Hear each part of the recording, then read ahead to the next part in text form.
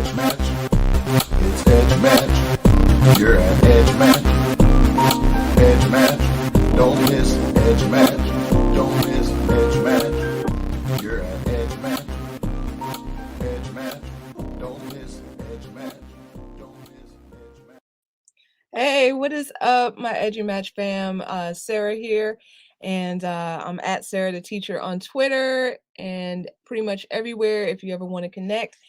Super excited today to bring you this topic, which is surviving your doc program. So the reason I did this, y'all might.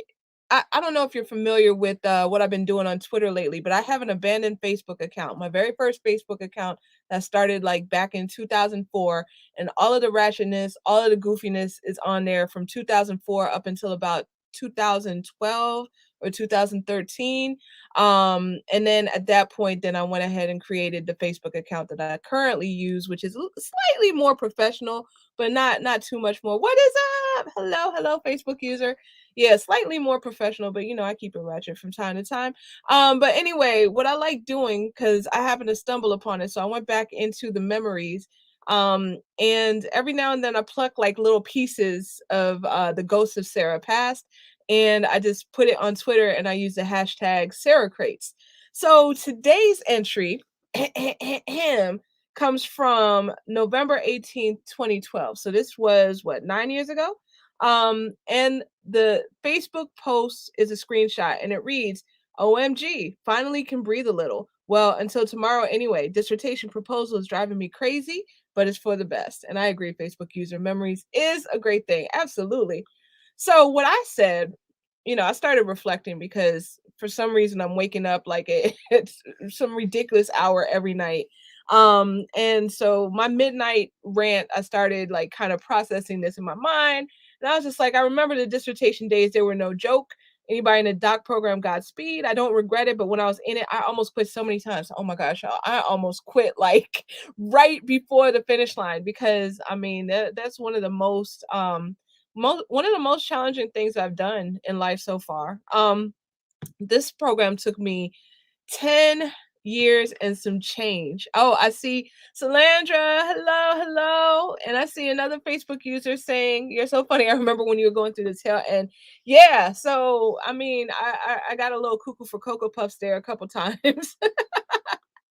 But I didn't quit. You're right. Yeah. But it took me more than 10 years. And I didn't take a break. I just went through and it's funny because when I was defending, and shout out to everybody who just defended, I just saw at least two of my Facebook friends who defended this week. So yes, kudos to y'all. Yes, indeed. And I have many more Facebook friends who are currently in a doc program, which kind of inspired me to do this reflection. I started doing a thread on Twitter and I was just like, all right, let me just pluck these 7 points out and put it on a live stream because y'all know me, I'm not going to blog about it, even though I want to, but that's not going to happen. So this is probably an easier way to do it. So I wanted to share with you all some of the tips that kind of helped me survive and some lessons I learned along the way. So without any further ado, let's go ahead and get started. So the very first tip is to get done. I heard this wisdom given to me very early in the program, and for some reason I didn't listen. But the goal is to get done, not to get famous, not to do like your whole life's work. You really want to make this as easy for yourself as possible. So to give you a little bit of context on what I did, I really wanted to I wanted to do my dissertation around helping Haitian students in some way, shape, or form because I am Haitian. My parents came here in the 60s and they had my brother, then they had me a little after the 60s, I'm just saying. But anyway, so yeah, so that's my background. So I was just like, it has to be something about it has to be something concerning Haitian students. And at the beginning, I wanted to do this whole intricate, elaborate thing that would culminate in the establishment of a nonprofit. And I was just like, oh no. By the end, I was just like, I just gotta get done. So really, when you're in a dissertation, when you're in the doc program and you're in the dissertation, the way that I am looking at it in hindsight is that it teaches you the steps to do what you need to do, when you are ready to do your research. So I mean, yes, you can do something that you like, something that you love, something that you're passionate about, but remember, this is practice. This is practice. This is intense practice, but it is practice to show you, to give you this skill set that you can then use for the rest of your life. So if you want to, like go to the moon with it, make it very, your research very complex, very elaborate, then there's plenty of time for that after the fact. But what I would suggest is to just get it done. Do yourself a favor, get in, get out, get it done. Yes, and congratulations, Facebook user. Yes, I hear you on that. I hear you. And the goal is to get done. Absolutely. So that brings me to point number 2. Be intentional about your sample. And I have my cheat sheet right here so I can see exactly what I was talking about. Okay. So when you are doing your dissertation research, and you look for your sample, then what I would highly recommend is that you keep your sample as easy to get as possible. There's something called the IRB, Institutional Review Board, or the HSRB, Human Subjects Review Board. Somebody else called it something else. The name might change based on your university, but there is going to be a review board that you're going to have to go through, and there are protected populations. Those include students, like not students, but minors under the age of 18, and many other protected groups. So get familiar with who is a protected group. And my advice is that yeah, if you want to make it as simple for yourself as possible, then maybe save these groups for after your dissertation. Personal experience. So I had so my dissertation was structured with kind of like a dual participant. I had an amazing teacher, an amazing student. Um Now if I had just focused on what the teacher was doing, then it would have been so much easier to get through that step. But because I was focusing on both, then it took a lot of back and forth and back and forth so that they make sure that everything's good, that everything is ethical. And of course we want everything to be good and ethical, but they double, triple, quadruple check you if you are working with students. So that's one thing to definitely keep in mind when you're thinking about your sample. So if I were to do it differently, then probably what I would do is to focus on the teacher side. Like, what are the teacher's perceptions? And my topic, just to let you know, my topic was about how does it was about using vodcasts, video podcasts, how student created vodcasts would help them learn English. So that was my dissertation. So I could have asked teachers, what has been your experience when you utilize this practice? So pretty much having the students create.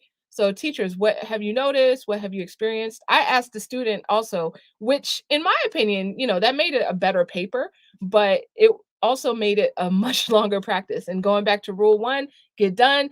Yeah. So rule 1 is rule 1 for a reason. All right.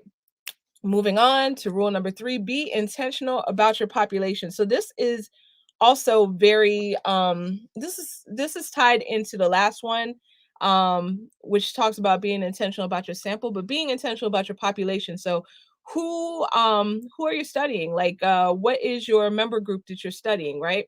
And for me, my population was this big, right? It was very, very, very hard to find exactly what I was looking for, because not only did it have to be an English learner, like the student population I was looking at were English learners of Haitian descent.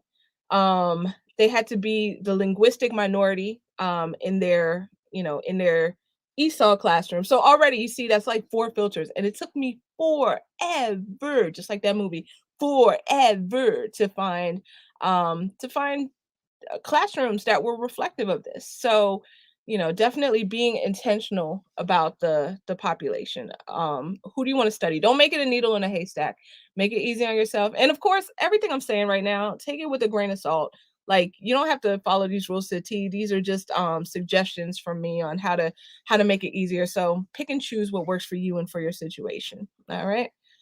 Next one, make it an easy lift for participants. So I was in the dissertation phase of my research from 2012 to 2017. Um, we are now in 2021. Now, if you've been teaching for a little while, like I have, then you can you can think about what teaching was like in 2012 to 2017 versus now, right? Like right now, I'm not currently in the classroom, but I'm seeing what folks are saying, and I'm seeing also what I'm seeing, right? So it's a different time, and there's way more demands placed on us as educators. We're teaching in in the midst of a pandemic, so I mean everyone has reduced bandwidth as opposed to those days. Now I'm saying all this to say that even back then I was having a hard time finding people who were interested in participating. So what you may want to do is to make sure to make it an easy lift for participants. I was asking a lot of my participants, and I am just thanking my lucky stars and thanking my PLN, and thanking the teacher for actually doing this. But it was a lot that I was asking. So what I do suggest is to make it as easy as possible for participants. Like go ahead and answer this question. Maybe we could have like a conversation for 20 minutes or what have you, right? Something that's not necessarily um changing up their routine, changing up their flow, something that's maybe a one-off. You may even want to consider offering some kind of bonus. I didn't do that, but some people give gift cards and things like that. So definitely making it an easy lift for your participants, because otherwise people are going to be like, one more thing, no, can't do that. And I get it. So yes. All right. Tip number 5, pivot with your committee if you are having an emergency.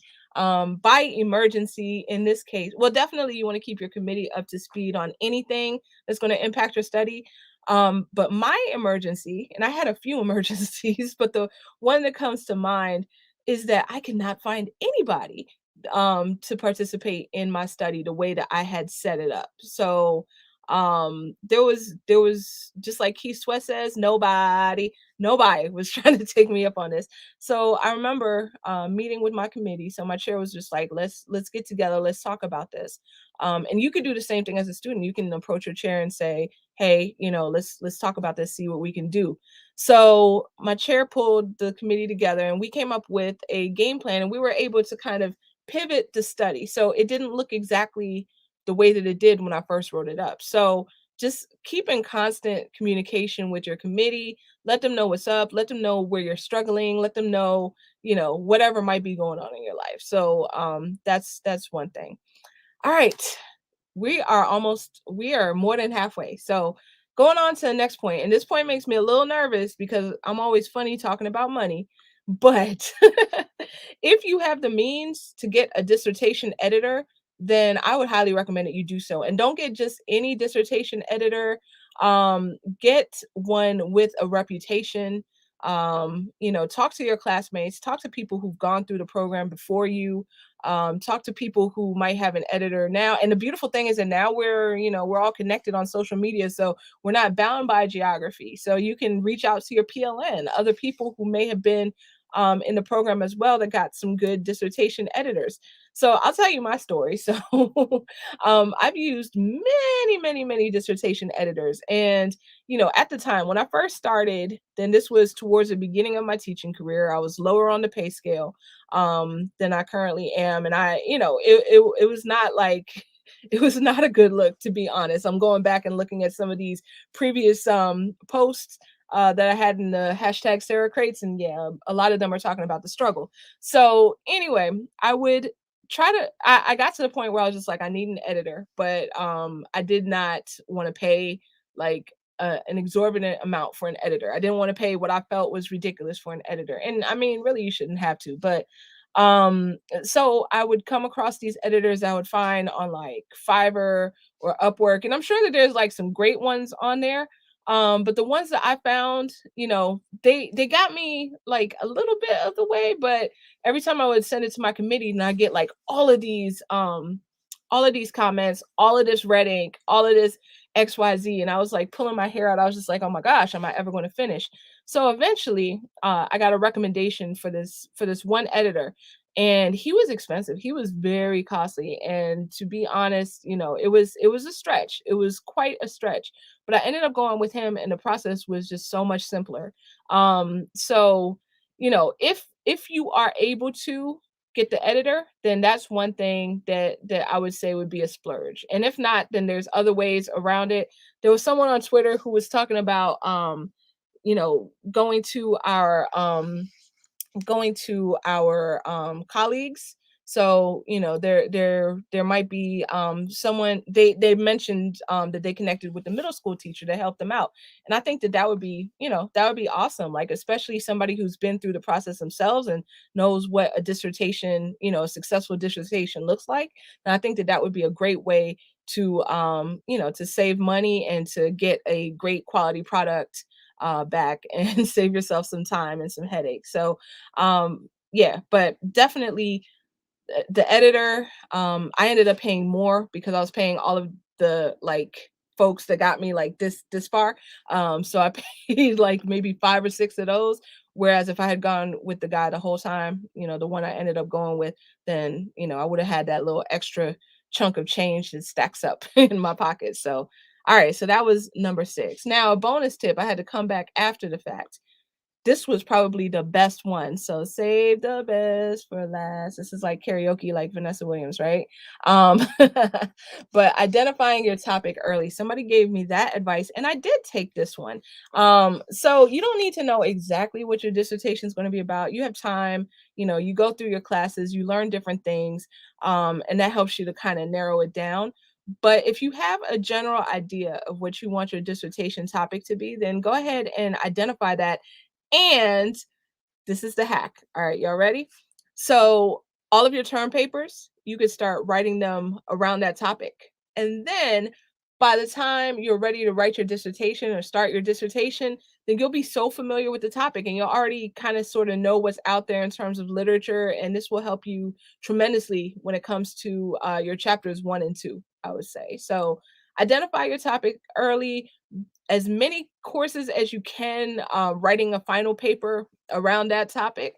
And I mean, even if you don't end up using it like in your chapter 2, then that's totally fine, because at least you'll get a better idea of what you want to drill down and focus in on. So yes. And I wanted to share one more tip. So huge shout out to Dr. Eileen Winokur.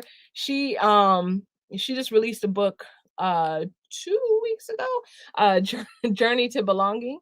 So she responded back, and I told her I was going to give her a shout out. She was cool with it.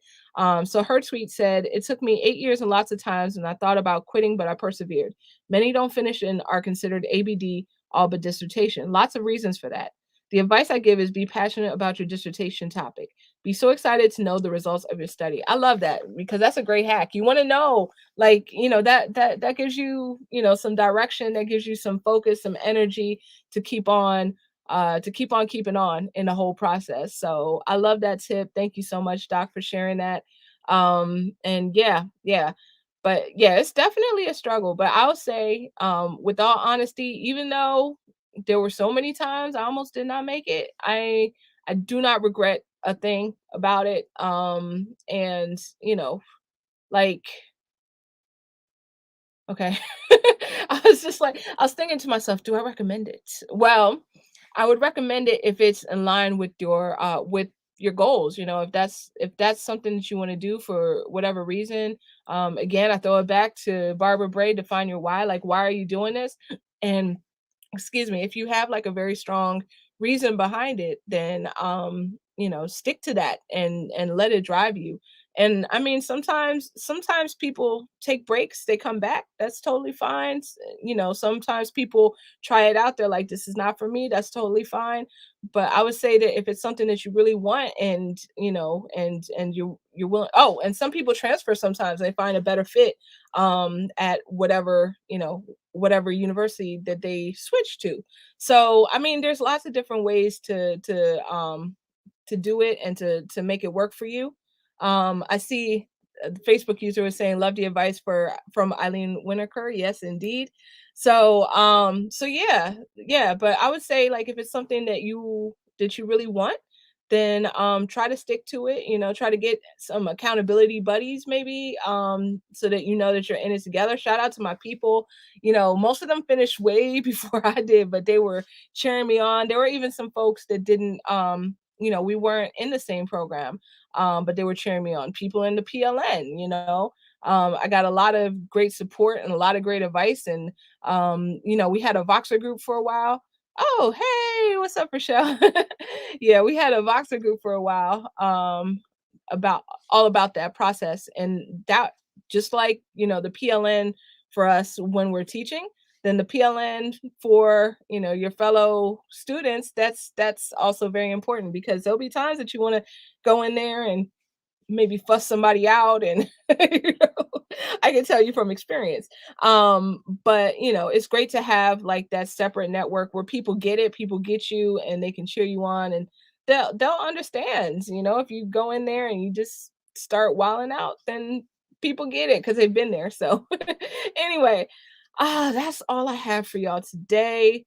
We have the I don't even know section, but to be quite honest, it has been a day. So I am going to I'm going to leave y'all, but I wanted to say thank you so much for watching. Thank you for listening. And yeah, see, I told y'all I would be back. So next time I have some kind of random Facebook or Twitter rant at like 2 a.m., then you'll probably see me back here again. So, all right, everybody. Well, you take care, and I'll see you next time. All right, let me get our video up. Shout out to Ron Madison for the great song, and shout out to Rachel Pearson for the great graphic. All right, bye, y'all. It's Edge Match. Edge Match. It's Edge Match. You're at Edge Match. Edge Match. Don't miss Edge Match. Don't miss Edge Match. You're at Edge Match. Edge Match. Don't miss